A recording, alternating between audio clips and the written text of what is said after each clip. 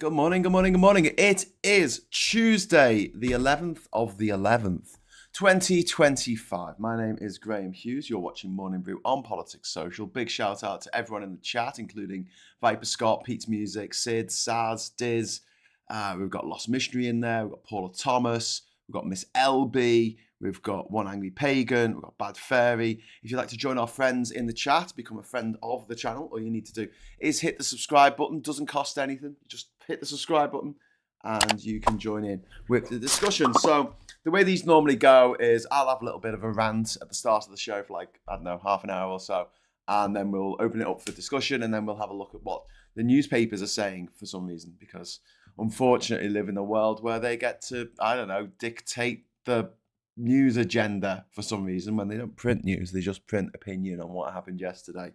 That's not news, it's opinion on what happened yesterday. Anyway, so I'm going to start talking about COP today. That's a committee of parties. This has been going on for 31 years now. Well, it's been 31 of them. But this is COP30 because they skipped one because of COVID, I think. I can't remember. I was drunk. And so COP30 is being held in Belém in western Brazil, right out in the jungle. More than 160 leaders from around the world didn't bother to show up. Trump pulled out entirely. Xi and Modi ghosted it. The world leaders photo now looks like somebody organised a surprise party for Rolf Harris. Nobody came. This absence isn't random. It signals that the old model of climate diplomacy is fundamentally broken. And what I'm going to argue today is that it's been broken from the start. It was sabotaged from day fucking one. Because the oil companies want us to continue burning oil when they know it's bad for the environment and we don't need to. We have viable alternatives, much better, more viable alternatives that can deliver power to people's homes at the speed of light. Not at the speed of some Exxon Valdez style oil tanker chugging its way, burning bunker oil all the way from the other side of the planet with the energy we need on board. So COP is supposed to be the one place where every country, and I've been to them all, can thrash out a joint plan of action. But if the biggest emitters fail to turn up and don't want anything to do with it and sabotage it, the entire structure collapses. Why? Because it's based on consensus voting. It's not a majority vote. It's a consensus vote. So all the countries of the UN, 192 countries of the UN, could vote to do something about climate change. And then Saudi, the 193rd country of the UN, can say no, and then nothing gets agreed. Which is why all of the declarations from the COP summits have been watered down. It's why they've always been milky toast. It's why they've always never been binding. They've always been a suggestion. Like the £350 million for the NHS if we pulled out of the EU. It was just a suggestion, mate. Just a suggestion. But you can't solve a planetary emergency with empty chairs and perfunctory speeches and strongly worded letters. You just can't. But look, let's talk about the origins of COP and how it was designed to fail. So there was the UNFCCC in the early 1990s. But when climate science was getting finally too glaring to ignore. This is over 30 years ago now. But the procedural rules required consensus on everything. A system tailor-made for sabotage. Who pushed for this? Saudi Arabia. Surgical sabotage from day fucking one. They delayed signing the convention until the last possible moment so they could attend COP30 in 1995 and start blocking immediately. They pushed hard to remove any voting mechanism, meaning one bad faith actor can block the will of 193 countries, plus Palestine and Vatican City, I guess. Does Taiwan get a place at COP? I don't know. It's not a member of the UN, is it? But this COP structure focused obsessively on responsive measures, demanding compensation at all junctures. They wanted compensation, not for the areas that are getting fucked by climate change, but by the people who are fucking the world with climate change, the oil producers. They put in at the very, very start compensation for lost oil revenue if global decarbonation succeeded, which is what they didn't want. And that has jammed the agenda for 3 fucking decades now. And I'm sorry for swearing so much, but this really pisses me off. They have done this in plain sight, and people still go on about fucking mad conspiracy theories. I'm like, they did this and everyone saw them doing it, and they went, yeah, that's all right.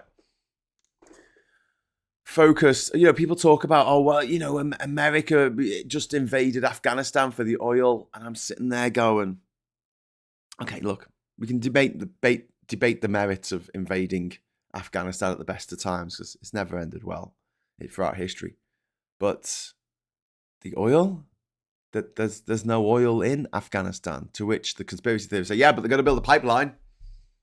And I'm like, for who? For Pakistan? They've got a fucking coast. From China? They've got a fucking coast, mate.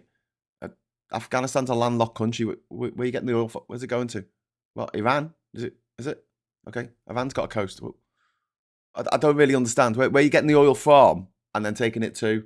Because all the countries around Afghanistan have got ways of getting oil out without having to go through Afghanistan.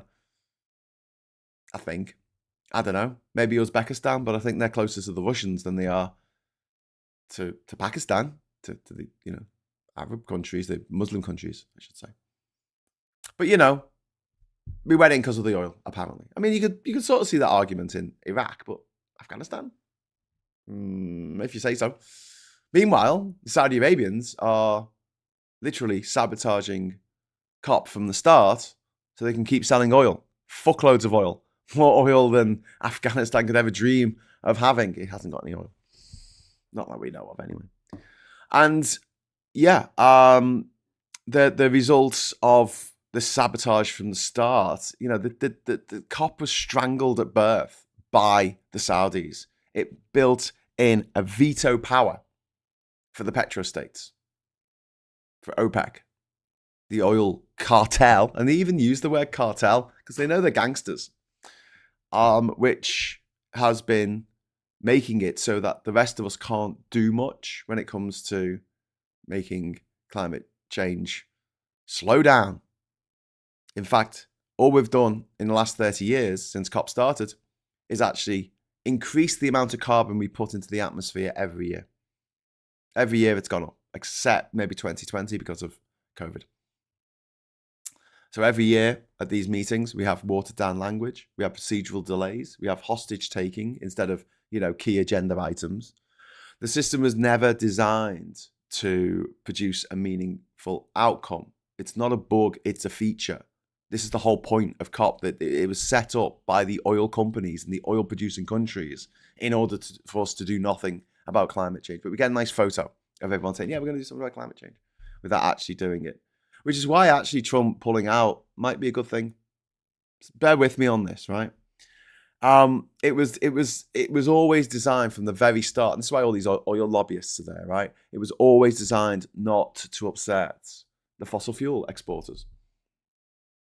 And so they did this through a few ways over the last 30 years of obstruction. First of all, procedural blocking.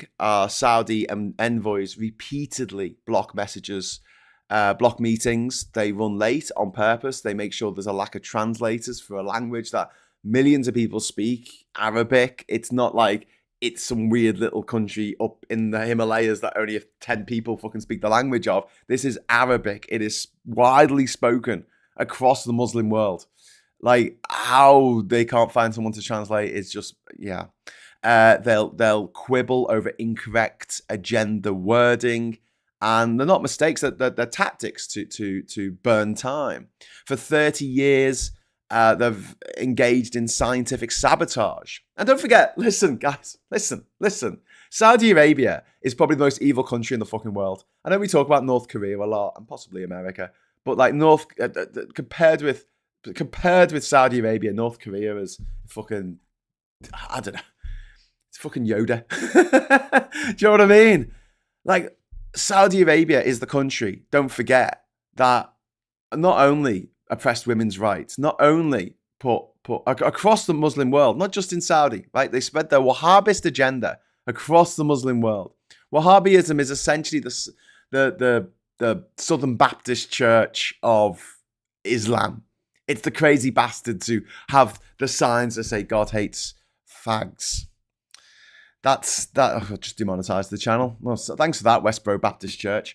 They're the absolute fucking nutters on the fringe who believe in violent jihad. And don't forget, it was the Saudis who paid for, masterminded, and majority carried out 9/11. 15 of the hijackers were from Saudi Arabia. They weren't from Iraq. They weren't from Afghanistan. In fact, none of them were from Afghanistan. None of them were from Iraq. One of them was from Egypt. One of them from Yemen, I think. And one of the other ones from the UAE. But the vast majority of them were Saudi citizens. Saudi Arabians.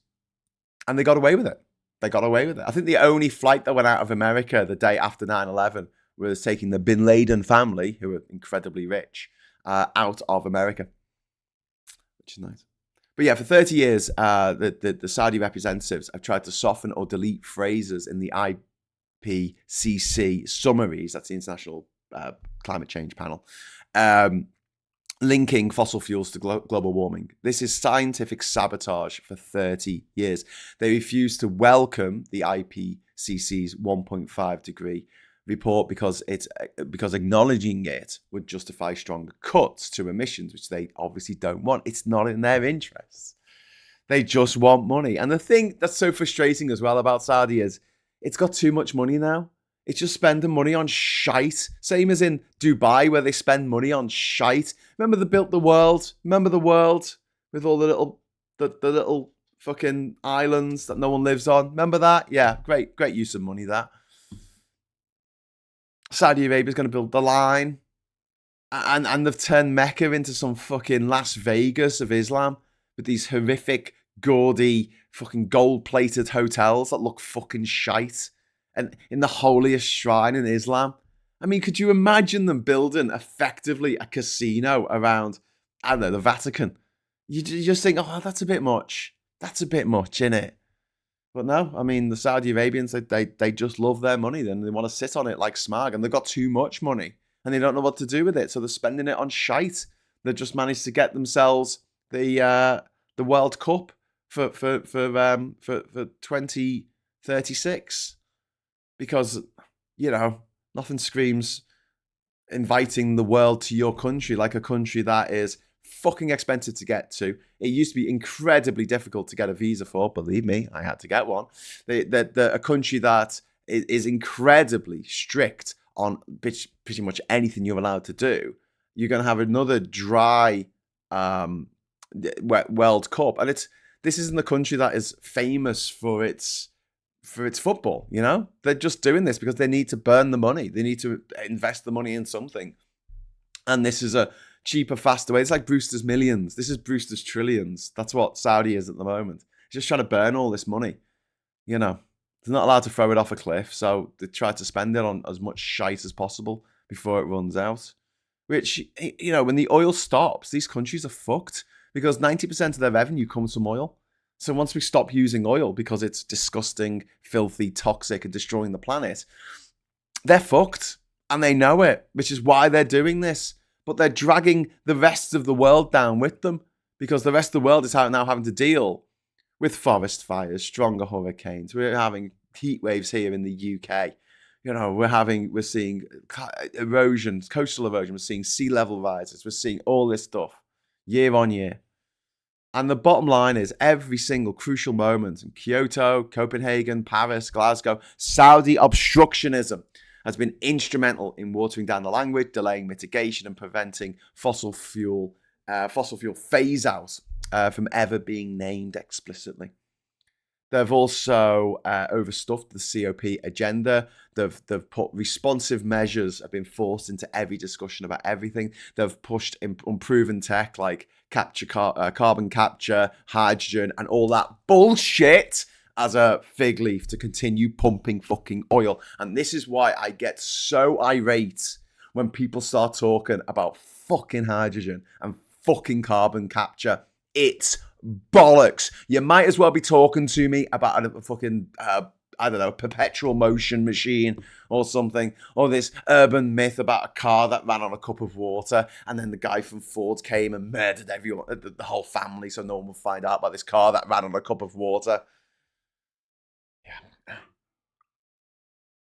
Absolute arrant nonsense. Please don't fall for it. If you're tempted to put into the chat now, but Graham, I've read an article about hydrogen. Apparently it's the next big thing. It's not. It's not. It never will be. It can never be. Just transportation, okay? You need to get the hydrogen from one place to another. To do that, you have to freeze it to over minus 200 degrees Celsius, okay? That's just a few degrees off absolute fucking zero, the coldest temperature you can get to in the universe, 0 degrees Kelvin. Just a few degrees off. That's how cold you have to make it to transport it. Or you can transport it as a gas, but good luck with that. It's the smallest element. Have a look at the periodic table. What comes first? Hydrogen. Do you know why? Because it's just one fucking proton, one fucking neutron, and one little bastard electron flying around outside it. It gets out of everything. It leaks like a motherfucker. It leaks more than a Tory fucking cabinet meeting. It just leaks because it's so fucking small at an atomic scale. It's just, it's just not going to happen, okay? And the way that we make 95% of the hydrogen that we have is through fossil fuels. It's through fossil fuels. This is why the fossil fuel corporations, these dirty, toxic, foreign slime sellers, peddlers of toxic slime, keep going on about hydrogen because they know the only way to make fucking hydrogen at scale is to use fucking fossil fuels, which negates the whole point of having a green energy in the first fucking place. I mean, imagine if you have wind turbines, but they ran off oil. What would be the point? Just anyway, Miss Paula Thomas, thank you very much for the £5 super chat, first super chat of the morning.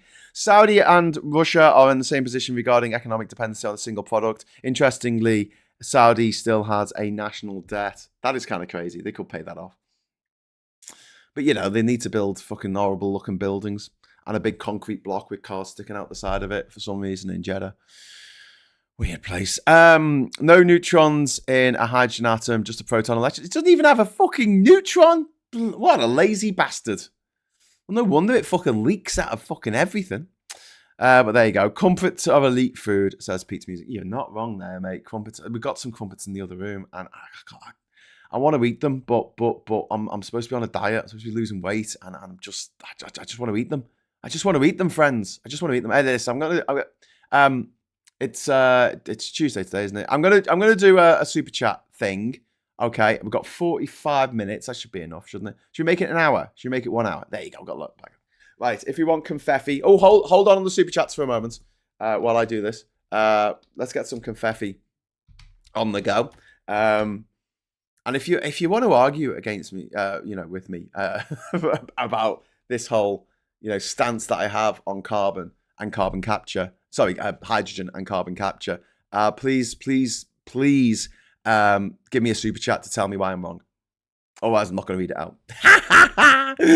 Miss Paula Thomas, hydrogen, most common isotopes, has no neutrons. Thank you, Paula. But Futtermstuck got in there first. But thanks for the super chat anyway.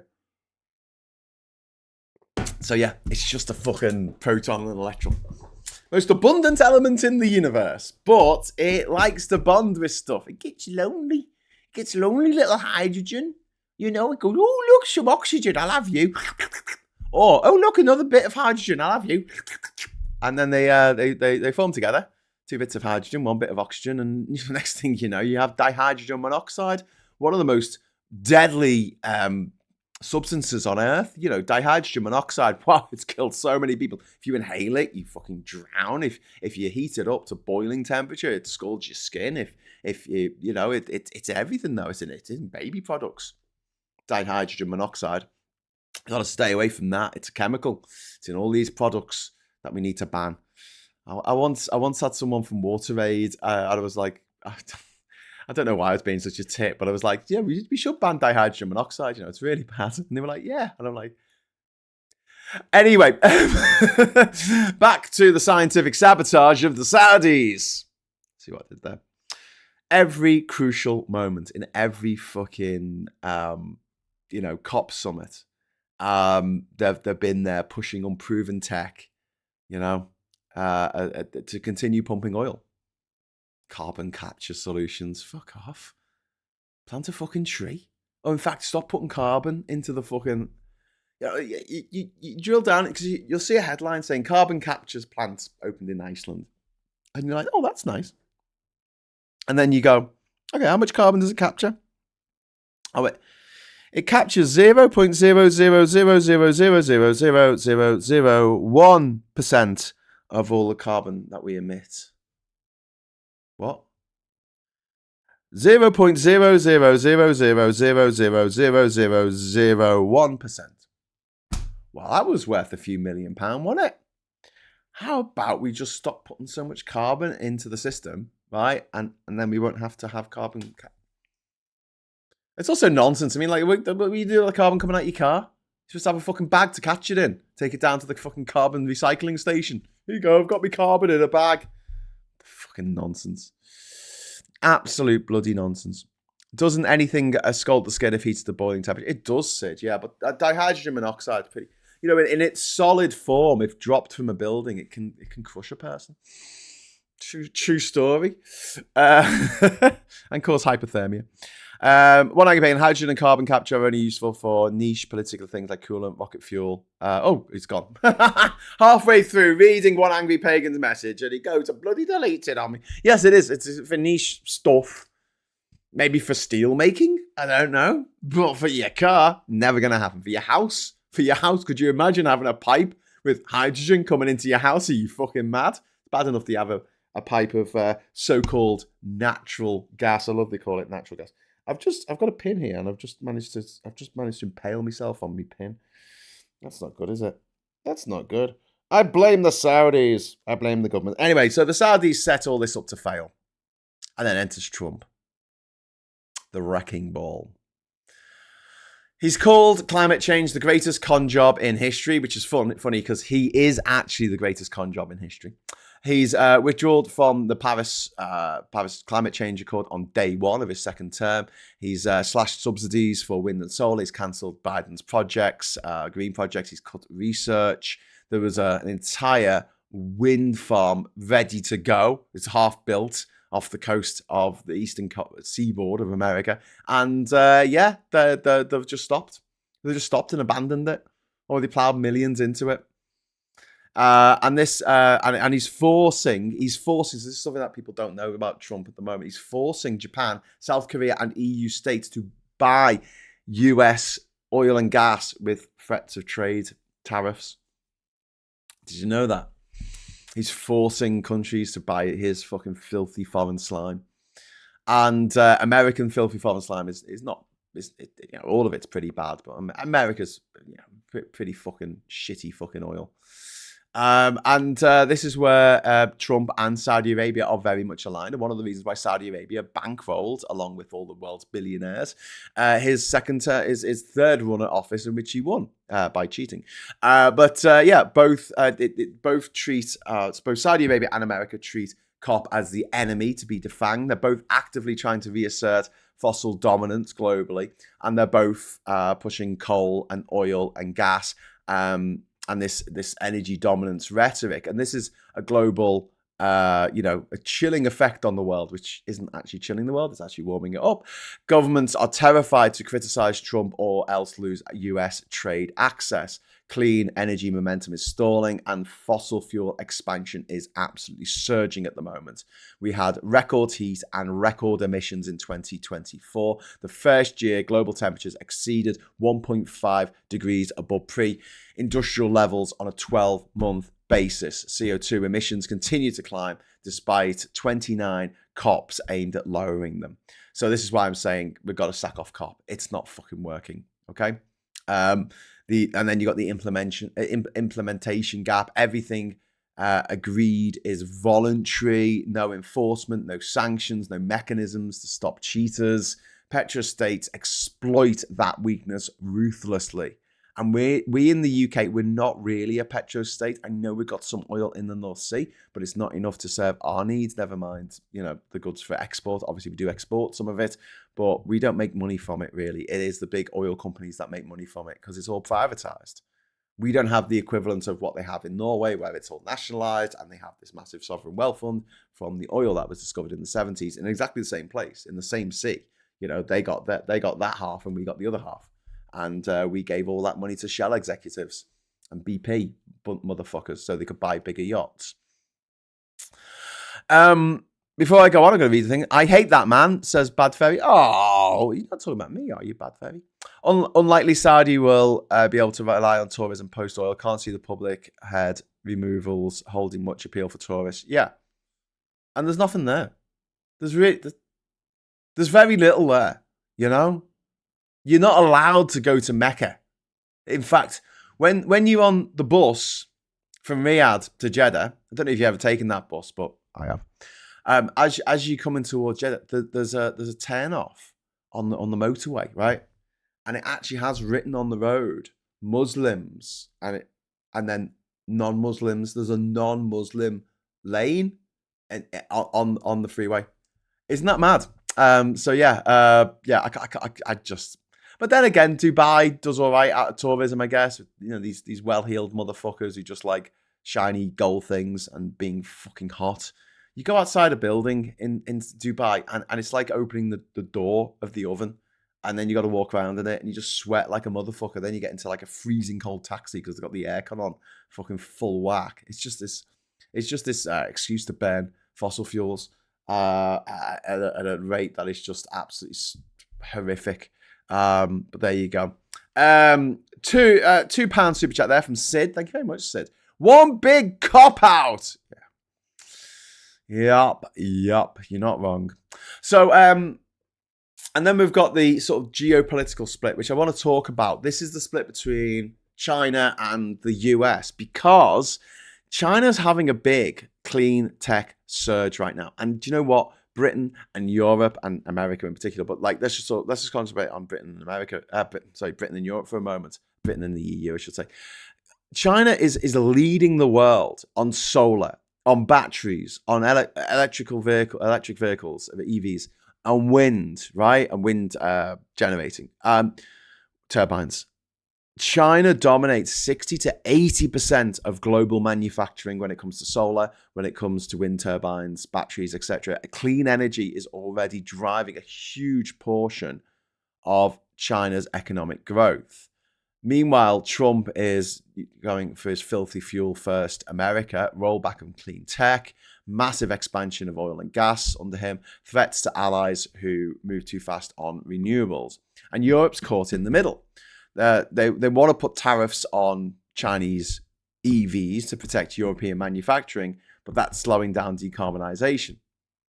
And so we've got this tension being built, possibly on purpose, between economic security and climate security.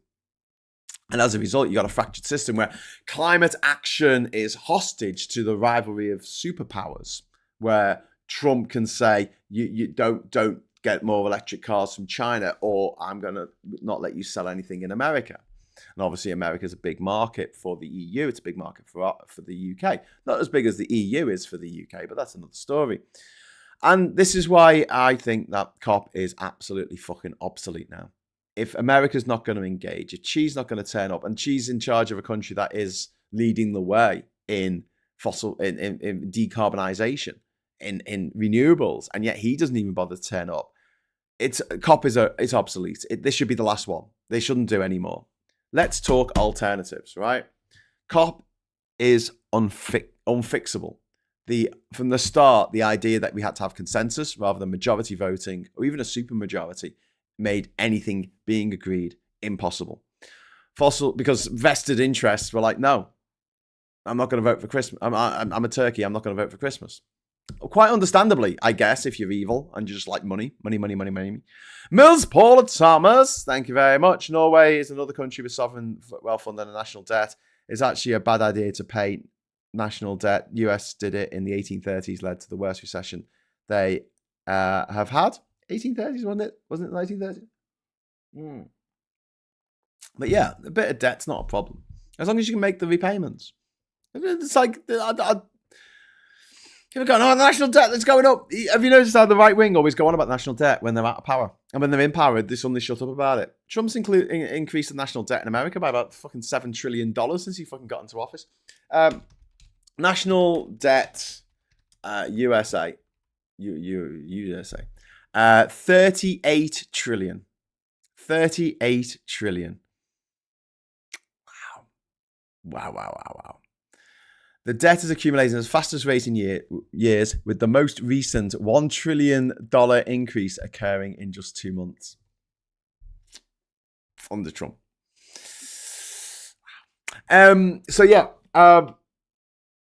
Fossil states have got veto power.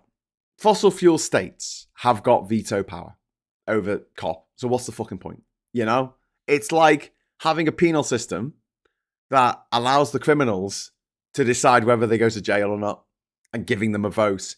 And you have to get the consensus of all the people involved in the crime. So that's the victims, but also the perpetrators of the crime get to vote. And if they vote against themselves going to jail or having any punitive measures brought against them whatsoever for the crime that they have committed, they don't go to jail. No punitive, no fees, no community service, no fucking tagging of the leg, you know? Nothing. That's the system. It's fucking mental. It's fucking mad, isn't it? I'm sorry, but that does that make any sense to you? Doing that system? No, it doesn't make any sense to me either.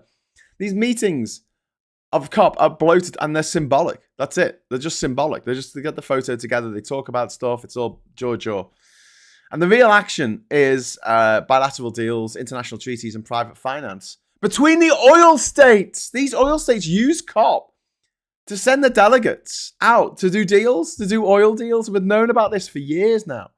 And we need to replace this with smaller focus groups that can actually implement things.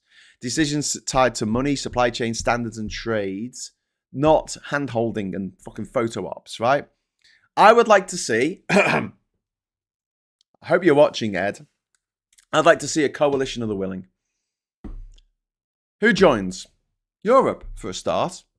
India, good chance of that. China, very good chance of that, considering they dominate the market when it comes to renewables. Latin America, the Caribbean and Oceania, both places where they're critically endangered by sea level rising. Basically, everyone except the saboteurs. Yeah? Europe, India, China, Africa, Latin America, Caribbean, Oceania. No America. Nope, fuck off America. We can get Canada in there. We can get Australia in there, maybe, depending on who's in government at the time. But make it fluid. You don't have to join, but if you join, you run by the rules. Same with the WTO. You know, that was the idea with that. You didn't have to join the WTO, but if you did, you play by the rules. And we can make some sweeteners in this. We can make some sweeteners to make it so that trade between China and Europe is facilitated, especially when it comes to EVs and things like that, but in a way that doesn't fuck up the EV makers in Europe. And we could have it. We could have this system. We could have Chinese investments in Europe.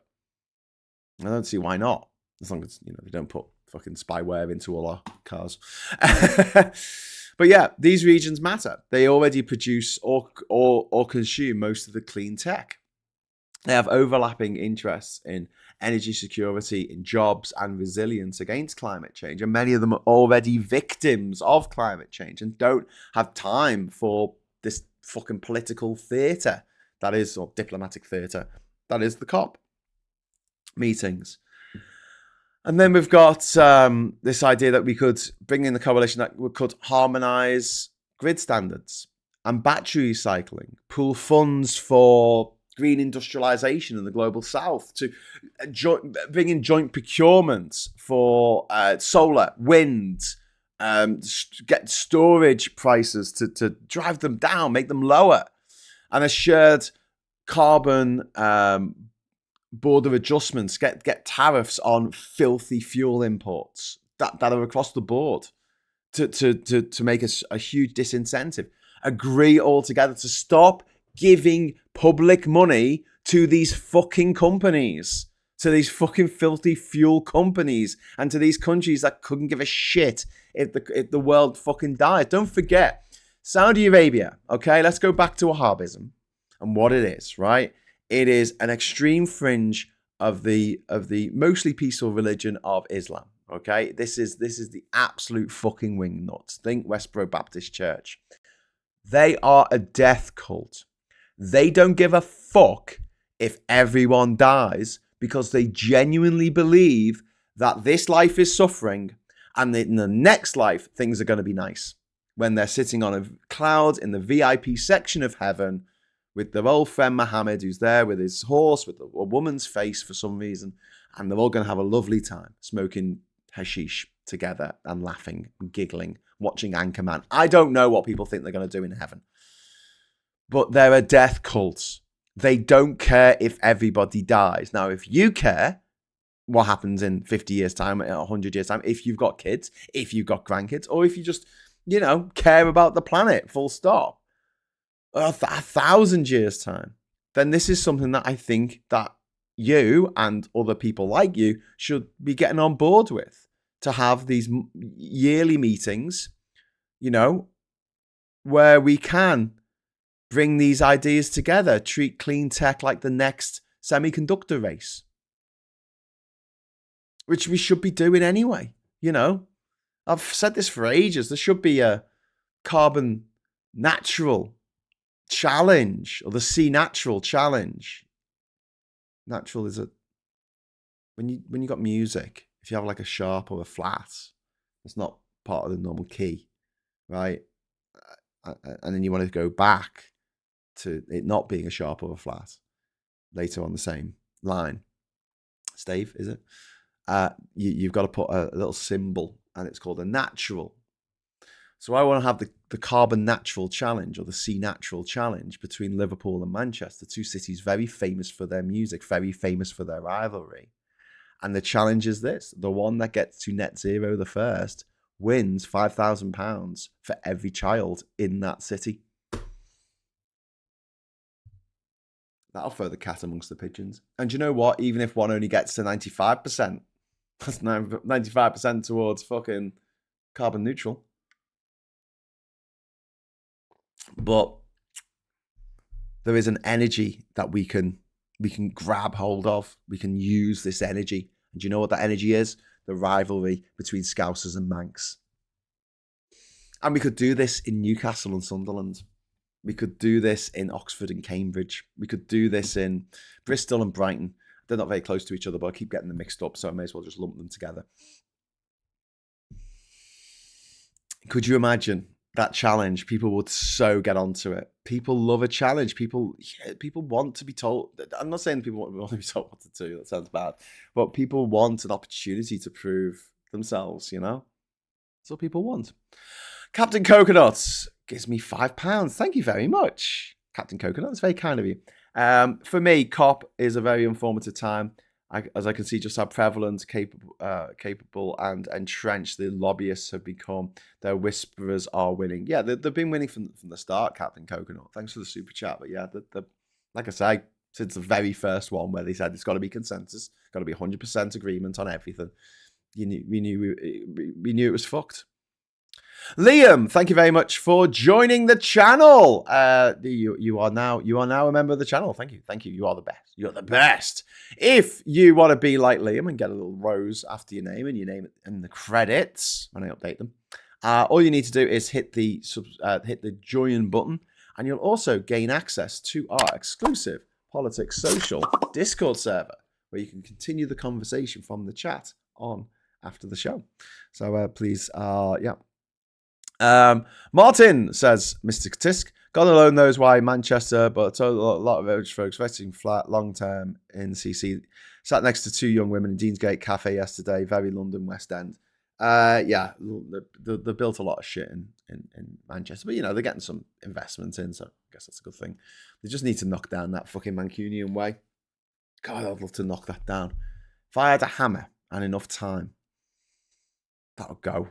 That would go. To get me started on the Mancunian way. Anyway, so Coalition of the Willing, the Green Alliance, the fucking, I don't know, anything but COP. And here's something as well.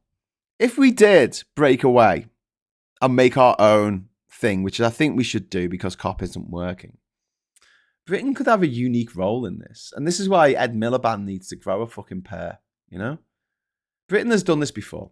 We've discussed this before on the channel. One of the good things that Thatcher actually did was it was the UK under Thatcher, because she could read a scientific report. She was a scientist. She did chemistry at Oxford. She could read a scientific paper, right? Unlike most politicians these days who can't. I mean, Trump can't even fucking read. The UK led the global push to ban CFCs in the 1980s. And we didn't wait for US obstructionism or big chlorofluorocarbonate carbons, fucking whatever it was, or petrostates whining. We pushed for the Montreal Protocol and the world followed. The result, the ozone layer, the hole in the ozone layer is healing. A literal, a planetary wound, which is being stitched back together slowly but surely. It'll still take hundreds of years to get back to where it was, but at least we've stopped doing that. Britain can lead again. We have huge offshore wind capacity. 40% of the entire continent of the 40% of the entire available wind on the continent of the UK blows around our island. That is mental. That is fucking crazy. We have world-class universities and climate science. We have strong regulatory institutions. We have a population broadly supportive of climate action, despite the Farages of this world who are paid by the Saudis and the oil men and the gold men and the fucking tobacco men and the fucking evil merchants of death. We have a population that is broadly supportive of climate action. And we also have unique access to European markets and a historic diplomatic network through the Commonwealth around the world. What's missing? Political courage. Chutzpah! That's what we're missing. And we're always missing this because Labour are so fucking mealy-mouthed. It's like, what do you want to do, Labour? And they're like, come on, Labour, let's do it. Let's do the show right here. And then you're like, come on, Keir Starmer, come on, let's do this, Keir. And he's like, I'm going to do the thing that we need to do in order to achieve the goals that we've set for the world. Oh, fuck off, dickhead. Anyway, so yeah, infuriating. It just doesn't quite cover just how rubbish at seizing the day or grasping the nettle or just grabbing hold of something and going, fuck, Labour are. And that's what they should be doing at the moment. Ed Miliband, he has the brief. He has the belief. He has the brains. He just needs the fucking gumption. He needs to fucking get a rocket up his arse. Go and do this. Do this. The Labour government needs to stop tiptoeing around the bloody fossil fuel lobbies and the media hysteria and the Farage-style fucking culture wars when it comes to scientific facts. How can you produce this is the infuriating thing. All the same people who go on about climate change not being real are the same people who go on about trans people not being real and not actually being a thing that exists. These people are anti-science. They're all the same. It's the fucking anti-vaxxers. They're anti-science. They hate facts. They hate reality. They want to live in a little fucking cloud cuckoo land because they got to the age of 7 and went, oh, I know everything I need to know. Now I'm 7. Fucking dickheads. Labour needs to stop pandering to these motherfuckers, you know? Announce a unilateral fossil phase out for domestic production. They need to launch global clean tech Marshall Plan, a Marshall Plan with partners in Europe, in China, in the global south. Fucking do it. Get the money out there. Get the investments out there around the world. It will reap dividends. Of course it will. We need to establish a UK-led global green investment bank. Do it. No one else is doing it. There's an opportunity there to make a fuckload of money and do the right thing. Why am I the only one noticing this? Gah! We could push for a global end to new oil and gas exploration and shame the holdouts. We could recreate the Montreal spirit and lead first and then drag the other motherfuckers kicking and screaming along with us. Show that it can be done. I've done this myself. If I had gone to Lonely Planet in 2008 and said, will you please pay for me to go on a jolly to every country in the world? They would have said, fuck off. I didn't do that because I knew better. I turned up and said, I am doing this. If you want to come along for the ride, you can. But I'm doing it anyway. And they went, oh, fuck, okay, all right, yeah, we'll sort something out. And I got a TV show out of it. Fortune favours the bold. And I am sick and tired of this country just fighting amongst itself, quibbling about fucking flags and fucking poppies and shite that doesn't matter. When the world is going to fucking hell. Literally. Fiery flames of fucking hell. We can do this. If you want the world's saboteurs to sit on their hands while the planet burns, fine, right? Whatever. Let them, right? Britain led before. We can lead again. All it takes is political courage from Labour and Ed Miliband and this Labour government just to fucking do it. Fucking do it, for God's sake. We have the tools. We have the talent. My God, Labour's got a lot of tools. Anyway, so that's what I just want to say about that. All by design, Graham, says Liam. Yeah, I know. Like Polanski, good article he wrote yesterday about abuse he's getting. Yeah, he's the ad hominems against Zach Polanski are just fucking insane. You know, just like what? L says, I'm happy not existing to them if it gives me peace, but I must exist because they won't shut up about my existence. Yeah, L, exactly. Why can't you just fucking live your life? What the fuck has it got to do with these weirdos who are obsessed? I mean, like, Elon Musk is a transphobe, right? Elon Musk's stepsister is his stepmom. I mean, I don't really think he's one to talk about anything that anyone else does with themselves. He's online having a go with Jess Phillips, saying that Britain is home to all these groomers, like your dad. Like your dad, Elon. Like Elon Musk, the guy who married his 3-year-old fucking stepdaughter when she was old enough to marry. Yeah, all right, mate. All these depraved motherfuckers out there going, I don't like trans people. And they call themselves gender criticals, don't they? What does that even fucking mean? What does that even fucking mean? They just hate science. There are people who are trans. That's it. End of. The same that there are people who are left-handed or gay. There are people out there and it does no harm. And they find the one person who's detransitioned. And they're like, I detransitioned. I made a mistake. It's like, okay, well, you're not trans anymore. That's fine. But you don't speak for the trans community. And what's the regret rate for trans surgery? 1%? Fuck me. The regret rate for like knee surgery on the NHS is 20%. And they're like, oh, we have to save the kids. You know, they're being pushed into being trans. No, they're fucking not. It's so difficult in this country. The puberty blockers have been banned. You don't get anything on the NHS anymore. And so what they're doing, as the rich always do, is they're creating a 2-tier system where if you are rich and you have a child who is trans, you can afford for them to be trans. You can get the beta blockers. You can get the puberty blockers. You can get surgery done in another country when they're under 18. If you've got the money, If you're very wealthy, the working class trans people, they're fucked, aren't they? But this is what the government don't seem to realise when they do things that only affect people who are not doing so well. And I know you're going to say that, well, actually, Graham, the banned puberty blockers are in private clinics in the UK as well, which they have. Yes, but you can go somewhere else if you're rich enough. You can literally fly to, I don't know, Switzerland or Turkey or somewhere. If daddy has lots and lots of money, and that's creating a two-tier system. So the rich can be trans, but everyone else can't. In the same way that for a long time, the rich could be gay, but the rest of us couldn't. You know? I fancy going along to the gay bar and picking up. I wasn't allowed to. There was no gay bar. Well, they couldn't say it was a gay bar. Couldn't let anyone know. I'd have to join the Navy, wouldn't I? Or commit a crime, so I went to jail. But yeah, that's not for the hoi polloi. And do you know what it's like, right? This whole trans thing, the whole gay, not letting the lower orders be gay. Only the posh people can be gay.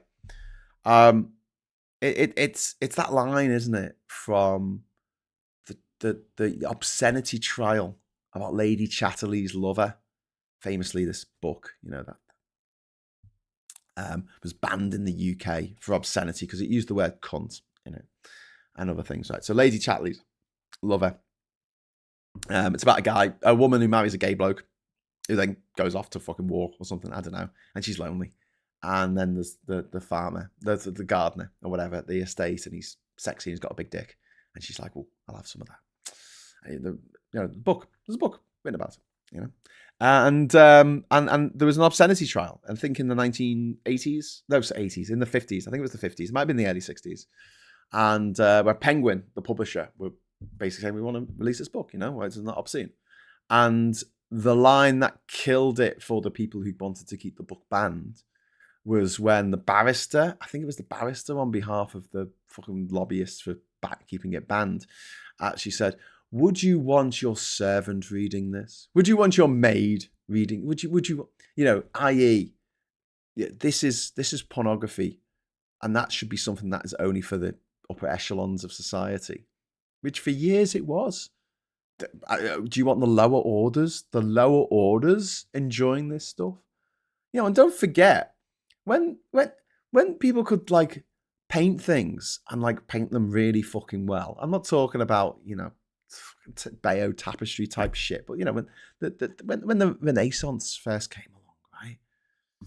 Or when the Renaissance happened, I guess, the rebirth. And you had these almost photorealistic pictures that amazing artists were painting. There were so many private commissions for naked women. That was it. Can you draw some naked women for me? Oh, okay. I have to make it like a Greek myth or something. Oh, yeah, that's all right. Yeah, just make sure that all the women are naked. Make sure they've got their norks out and look all dead sexy. Yeah, it's sexy women. I'm going to paint some sexy women for you. Only the rich could afford that. And they had it in the saintly homes. This was before art galleries. This was before museums. So if you were the peasants, you never got to see, sexy, nudie women on the wall. You never got to see the... Yeah, just for the upper echelons, just for the elite, not for us lot, not for us plebs, not for us hoi polloi. We don't get any of the fun. But they're doing the same thing with Brexit. And I've said this before, but I'll say it again. They didn't do it to themselves. Farage's kids are German. They got German passports. They can live and work anywhere they want in Europe. He's rich, gets 1.2 million a year on top of his meager salary as an MP. He can go live anywhere he likes. Anywhere. Not just in Europe, but literally anywhere on the planet. He's got the money to do it. You got the money, you pay someone to do the paperwork for you, and you get residency. It's as simple as that. It costs thousands and thousands of dollars, but if you're a millionaire, that's nothing to you, is it? It's fucking chewing gum. One Angry Pagan says, the push for green energy is mitigation, not reversal. I don't even think it's mitigation. I think the push for green energy is just the sensible thing to do. It makes moral sense, but also it makes economic sense. I don't like not having energy self-sufficiency. I don't like not having energy sovereignty. I don't like being at the beholden to these countries around the world that are run by gobshites like Nigeria and Saudi Arabia and Angola and places where my vote makes no difference. The places are in the political circles are hideously corrupt. And just let me say that the people there are all right. You know, generally speaking, the people are all right.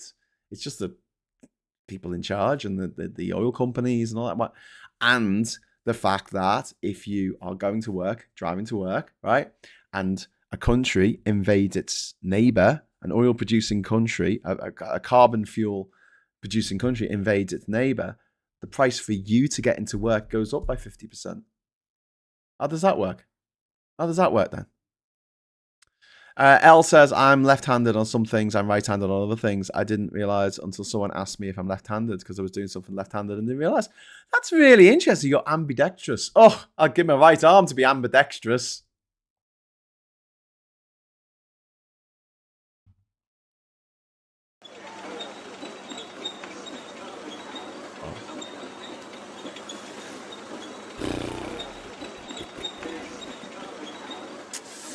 Anyway, Nick is quoting Emily Maitlis. It might take producers 5 minutes to find 60 economists who feared Brexit and 5 hours to find one who backed it. On air, we had one of each. Unequal effort sold as balance. It wasn't. Yeah, she's absolutely right. Emily Maitlis, the first person to ever present Newsnight who didn't go to private school. True story. Tank time. Tank. Anyway, should we have a look at the papers together? Should we do that? It's 10 o'clock now. How are we doing on the old super chat thing? Right, we've got 23 minutes and we need 7 more super chats to get the. It's any flavour of super chat, so you can put 50p in the idiot and it will get us to confetti if you want to. If you're not asked about confetti, I'm not going to force you. I'm not going to force anyone. Right, I'm getting an advert for Bitdefender now. It makes a change from fucking radiators, but there you go. Over to the papers. We've got Daily Express. You will pay the price for vicious OAP tax raid. Yay! Old people read the newspaper and they're going to get really freaked out. There you go. And then we've got 160,000 signed petition warning Labour not to target pensioner income in the budget. You see, the problem is that 1 in 5 pensioners are millionaires. And was it 75% of the wealth of the UK is held by people over the age of 65? Is that right? Something like that. Wow. Yeah. So we need a little bit of a redress on that, I think. And then we've got Mirror saying Reeves' budget goal to axe to child benefit cap. There we have. And then we've got Welcome to the Jungle. Apparently these 3 people are going to the jungle. I think one of them is in Emmerdale, I think. I don't know who the other 2 are. I might be wrong about Emmerdale. She looks like she's in it. Is she like, is that Mandy Dingle from Emmerdale? I might just be making that up. I don't know. We told the kids everything, the good and the bad, on the front cover of the Mirror here. And you notice the Y of everything goes under the D of the good. That's quite an interesting way of dealing with the fact that you've got this hanging. See, the G doesn't matter. That's a good bit of fitting it in with the headline, right? Because the G just tucks in nicely with the H here and above the E. But this, that's quite bad. I think that's bad. I don't know. I think they were boxed into a corner though, because you got the dots here. You don't want the to come down onto this line because then this line will be too long. Ooh, that's a difficult one to sort out in terms of, you know, laying down your typeface and everything. Typesetting. But yeah, you wouldn't get that in the olden days before it was all digital. You couldn't have just 2 letters overlaid like that. I don't think it worked. But maybe you could. I don't know. Maybe lithograph. Anyway, Prince opens up on challenges of dealing with illness in the family. Prince William has revealed that he and Kate were honest with their children about their cancer diagnosis. They've all said hiding stuff doesn't work. We chose to communicate a lot more. Well, hiding stuff doesn't work because they'll find out, wouldn't they? Because it's not like if you told the newspapers, the kids will find out. Just saying. Ooh, for Diz's confetti fix. Thanks very much, Martin Harrow. That's very kind of you. Because Diz does love the confetti. We need to make Diz happy. And then also we've got Ms. Paula Thomas. £5 super chat. Polari was language used by gay men to speak to each other in public. It was. And that is very, very cool. And you can see in movies, I think in American movies, because I think Polari, was it a British thing or was it? across. I don't know, but I've read that in movies that were produced in like the 1950s, they would put in words that were Polari words as secret gay coding in films, which is quite cool. But there's a lot of gay coding in. Is it Spartacus, Ben-Hur? There's gay coding in lots of big Hollywood movies, which is fun. There you go. A deity who created you. I didn't, because we didn't create ourselves. What? What is this? I am Danny, and this is my friend Jules. Oh, hello. Anyway, so we're going to move on now to the Times. The good about cancer. The good news. Sorry, fucking hell. That was an important word not to miss. The good news about cancer by Dr. Mark Porter. Did binge drinking help my career? No. To make Diz happy. Oh, that's so nice. Viper Scott. Thank you very much for the super chat. Alistair, we need another 4 super chats, and then Diz will be very happy indeed.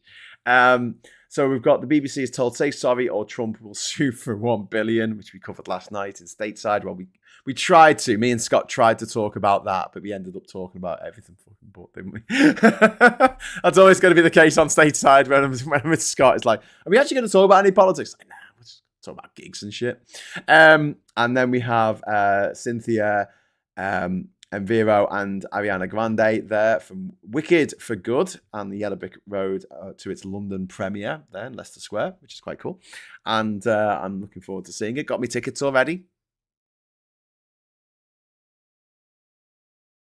And then we've got generals decry lawfare's effect on warfare. The army's most senior former officers have accused the Prime Minister of allowing the creep of human rights laws to undermine Britain's armed forces. Oh, fucking off. Oh, we should be able to torture people when we want to, you know. Kelly, I do a Mylene. I don't know what that means, but there you go. This is really low quality pictures here on the views. See this picture here? It's like so blocky.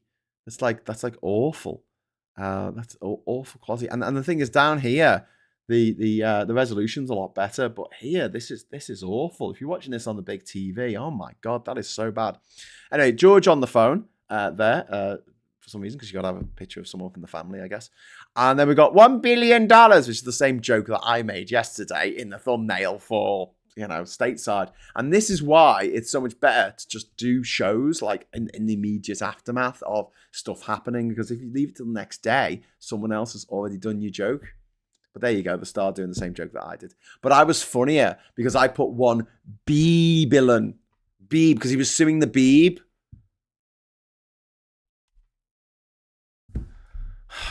Wasted. I'm wasted on this. And then we've got BBC says sorry, but Trump threatens to sue for $1 billion. Again, absolutely ridiculous. And then we've got BBC board member with Tory link led the charge over claims of bias. A BBC board member with links to the Conservative Party led the charge in pressuring the corporation's leadership over claims of systemic bias in coverage of Donald Trump. Sources say that Robbie Gibb, privately educated, friend of the Tories, ran for the Tories in the 1990s. Theresa May's former communications chief, who was appointed on the BBC boards during Boris Johnson's administration. Boris Johnson also said that he wanted to destroy the BBC because he's a cunt. And there you go. Anyway, Reeves ready to ditch 2 child benefit cap. Woo! We're going to have loads of celebrations about this, aren't we? Everyone's going to be so happy. Are they going to be happy? No. Because the people who care about this are still, it's still not going to be enough, is it? Fair enough. And then, how could I have been so gullible? There's a story in the top left here on The Guardian. Secrets of the romance scammers. And this is, I find this a bit sad, really, because you've got scams with people that scam people out being greedy. And I kind of, there's a part of me that thinks, oh, fuck it. You were greedy. Yeah. You expected something for nothing. You thought you were going to get all this stuff and you didn't have to do anything to get it. So, whatever. Whatevs. But like a romance scam, it just, I don't know, it's so evil. It's so evil to do that to someone. Make someone get excited, make someone fall in love, make someone go through those emotions and then just go, haha, psych, and take all their money. It's bad enough to just break their heart, but also you take their money as well. And so many people have been conned.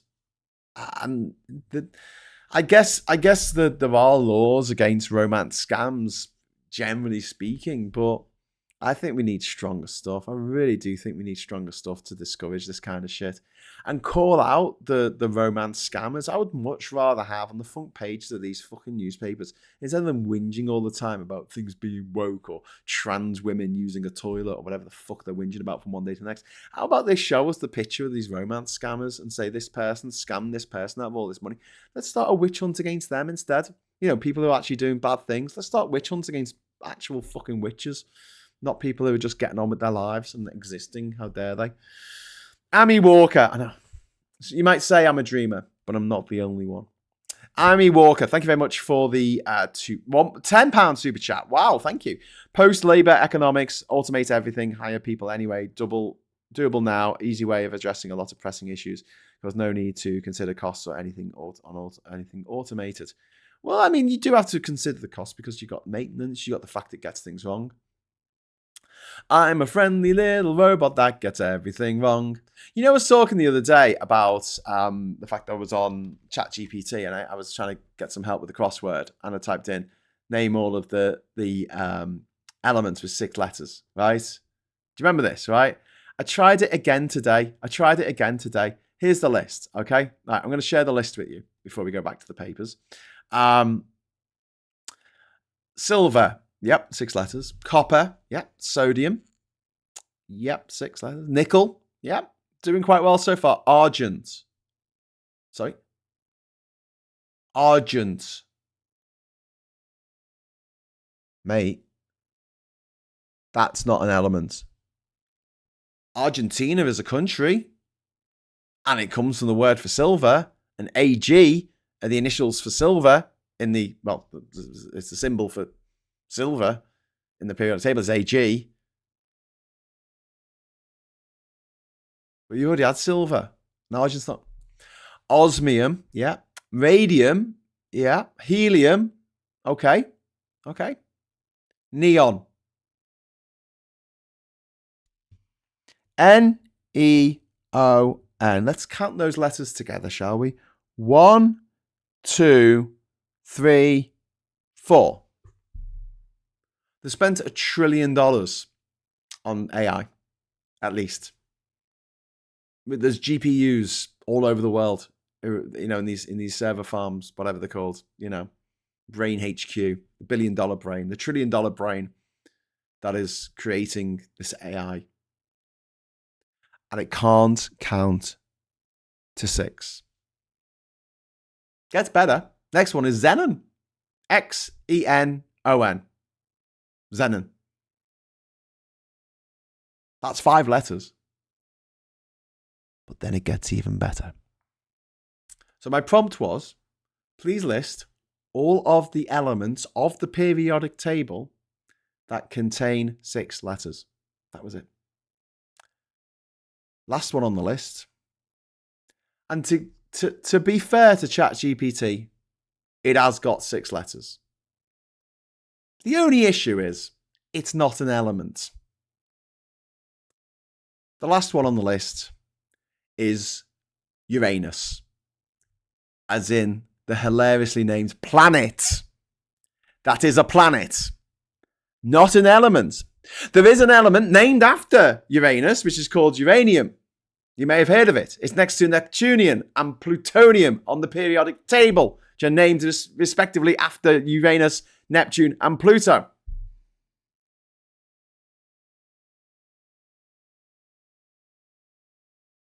$1 trillion.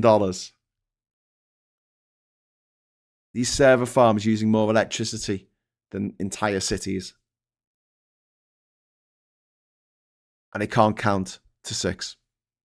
It can't look at the periodic table. There's only 118 elements. It can't look at a list of 118 fucking words and go, okay, these are the ones with 6 letters.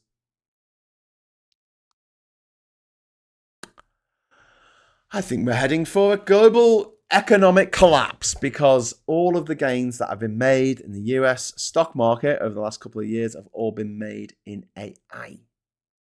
When that bubble bursts, when the water breaks,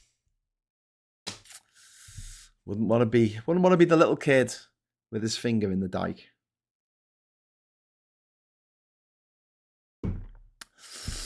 Also, oxygen is missing, says Miss Portom. Yes. there's actually a few that are missing. Cesium is missing, but only the American spelling. In Britain, we spell it C-A-E. In America, they just spell it C-E. They don't use the diphthong. So the American spelling of cesium, that would be 6 letters, but the British spelling wouldn't. In fact, the American spelling of sulfur would be 6 letters because we spell it with a PH, they spell it with an F. Like someone who can't spell. But yeah, you're right. There are other elements missing. But I mean, for fuck's sake, Uranus?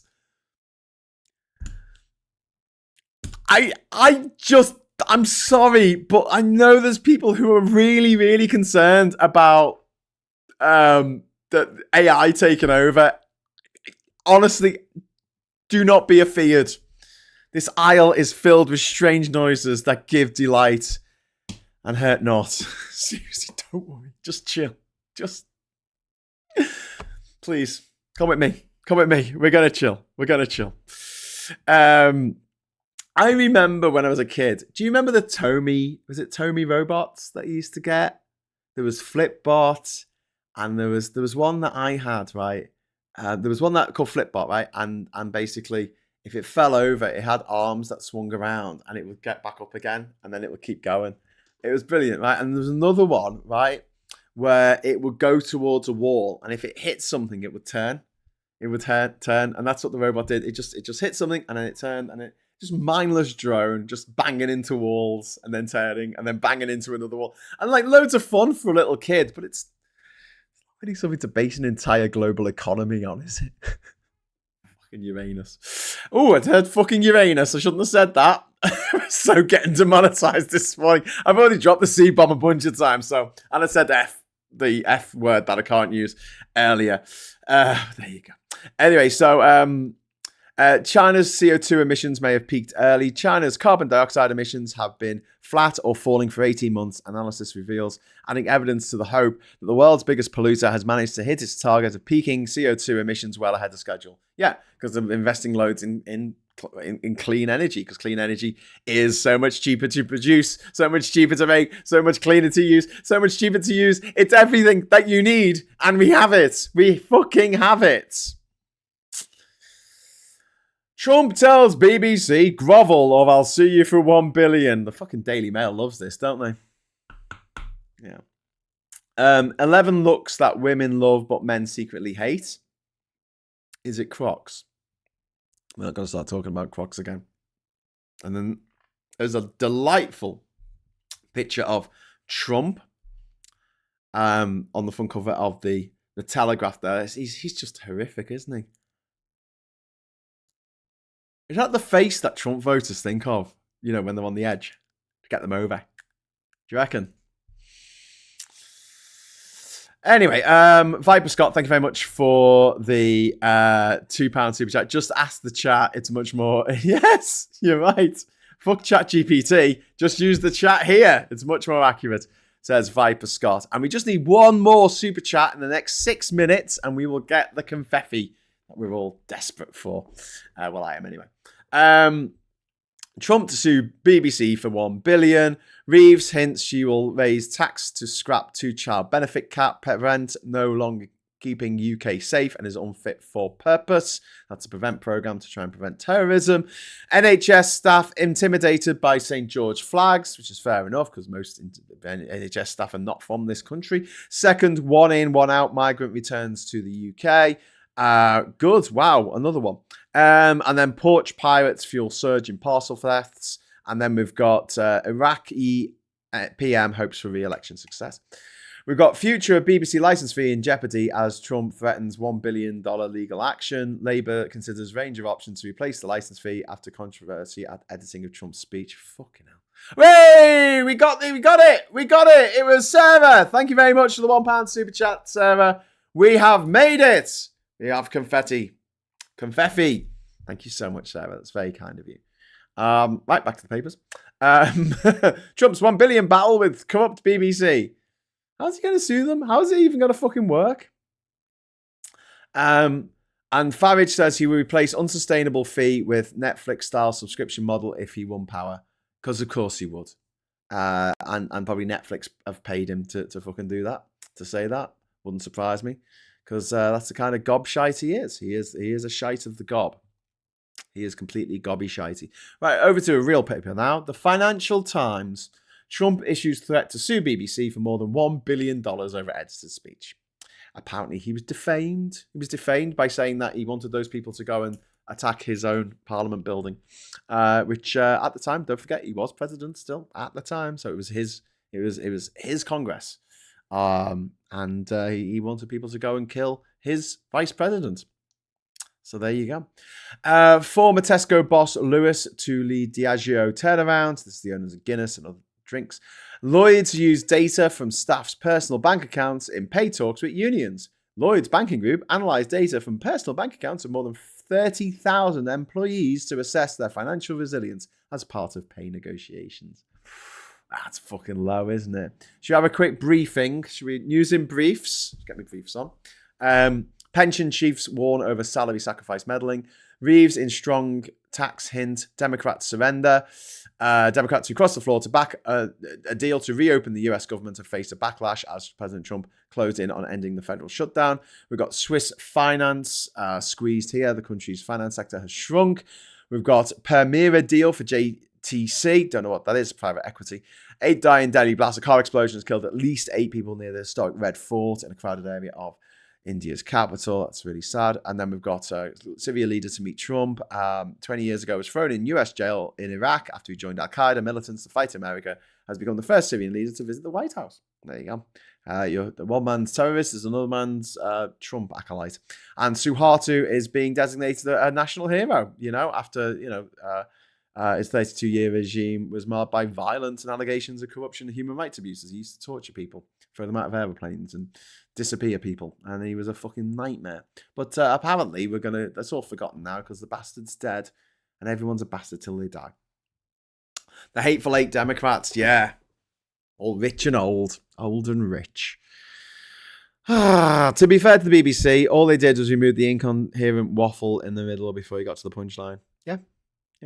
So Trumpellini was on camera saying attack the place and his minions attack the place and he's suing. Yeah. Fight like hell. You're going to have to fight like hell. That's the word he used. We're going to march up. He said, we're going to march up to the Capitol. He didn't go. He sent them off. He sat there in the White House watching them stamp on the faces of police officers and doing nothing about it. So there you go. Indonesia. Yes. He was the dictator of Indonesia in like the 60s. And he was a fucking nightmare. Anyway. So that's all the news that's fit to, talk about. We got our confetti. That's all good.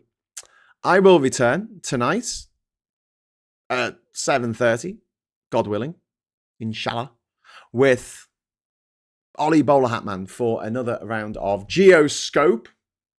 Should be a good laugh, I think. We're going to be talking about COP a little bit, but I've covered that a lot today, so don't know if there's anything more to add. Well, like Hagen, realistically speaking, the goal of reversing climate change was never going to happen. Mitigation, adaptation, a warning, more unpredictable world. We always are the most realistic goals to push for. Yeah. I mean, reversing climate change, I don't think that's going to happen. So the idea of having carbon capture, I don't see the fucking point. You're not going to reverse it. It's like fart in the wind. What you want to do is make sure there's no more carbon going into the system, which we could do. And if China really has got there earlier than expected, then there's no excuse for places like the UK to not get there earlier than expected, to become net, carbon neutral. That's what we should be going for. Timor-Leste didn't like Suharto's regime. Well, he invaded. So Timor-Leste, East Timor, it got independence, I think, in 1975 when the Portuguese pulled out. And he invaded. I think also in 75, he also invaded West Papua, which was always separate. And it was all the Dutch Spice Islands, but West Papua was separate. Why? Well, because the rest of Indonesia majority was Muslim. I know we had places like Flores, which is Christian, and we have Bali, which is Hindu, Buddhist. Was it Hindu? I think it's Buddhist, which is Buddhist. I'm going to say it's Buddhist. But then you had. I'm going to have to look that up now. It's going to annoy me. What religion dominant Bali? Hinduism. It is Hinduism. I was right. I don't know, the crisis of confidence there. But yeah, 1975, I think it was the year that they invaded Timor-Leste, where people were majority Christian and spoke Portuguese, or Timor-Leste, and in West Papua, where people were animist ancestor worship, not a big Muslim population there, and the Papuans for thousands of years just did their own thing. Papuans look different to the people in Jakarta, it's really sad. Like, West Papua has been under the cosh of Indonesia all this time. At least East Timor under Jose Ramos Horta, who I've met. I met Ramos Horta when I was in East Timor. He gave a talk at a school nearby where I was staying, and it was like, oh, the president's going to be there. He won the Nobel Peace Prize. So I've actually shaken hands with the Nobel Peace Prize winner, which I think is really cool. But yes, he managed to get independence for East Timor, but West Papua, it's kind of ignored. There's a massive gold mine in West Papua, which is one of the reasons why Indonesia is so reticent to give it up. But there's huge cultural differences between Jakarta, on Java Island, and Sumatra, and Sulawesi, and the other big islands, which are, like I say, majority Muslim. There's a huge cultural difference, linguistic differences, religious differences. And in one of the towns that I was in, a place called Jayapura, which is right on the border between West Papua, so Indonesia, and Papua New Guinea. It's like, imagine the island of New Guinea is split down the middle, and the left-hand side is part of Indonesia, and it has been since 75, and the right-hand side is Papua New Guinea, which is independent. And there's it's like something from Harry Potter, right? Remember, I think in the Ministry of Magic, once Voldemort had taken over, and there was like a statue of a wizard who was being held up by Muggles, and I might be misremembering this, but on a roundabout in Indonesia, they did have in Jayapura, they did have this statue of an Indonesian soldier, and it was a really shit statue as well. It looked like it was made of plaster and then painted. It just looked fucking awful. But like, it was like an Indonesian soldier, so lighter skin, with a gun, right, and army fatigues, being held up on a plinth of clearly black Papuans holding this soldier up, and you're going round the roundabout looking at it going, fuck. Yeah. Anyway, so Viper's waving. Come on, Graham, fuck off. I got things to do. Okay, well, listen. Thank you very much for watching. And like I say, I'll be back tonight with Geoscope, me and Ollie Boller Hatman. And until then, I just want to say thank you for watching. Genuinely, thanks for listening. If you're listening on the YouTube Music app, this is available as a podcast as well. So if you're listening on there, welcome. And thanks very much for all your kind words. Thank you for the super chats. In particular, you keep this channel alive, I tell you. If you could do me one favor, and you know what I'm going to ask before you go, please consider giving us a like, subscribing to the channel if you're not already subscribed. Please consider joining the channel if you're not already joined. It's just a couple of quid a month, but it really does help make sure that we've got like a baseline of funding coming in for the channel to be able to continue to do this shit. So with that said, just want to say have a fantastic day, and until next time, hello, good evening, welcome, and goodbye.